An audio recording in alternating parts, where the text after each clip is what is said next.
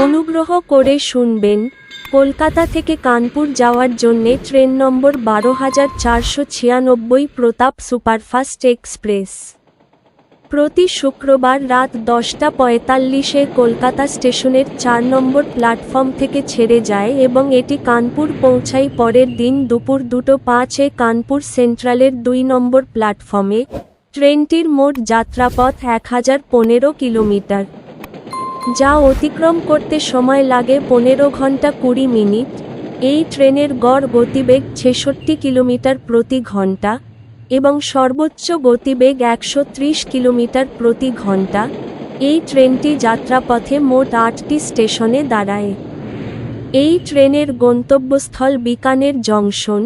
এই ট্রেনের স্লিপার ভাড়া ৫৫০ টাকা, থার্ড এসি ভাড়া ১,৪১০ টাকা, সেকেন্ড এসি ভাড়া ১,৯৮৫ টাকা। ভিডিওটি ভালো লাগলে লাইক করবেন এবং সঠিক তথ্যের জন্য চ্যানেলটিকে সাবস্ক্রাইব করবেন।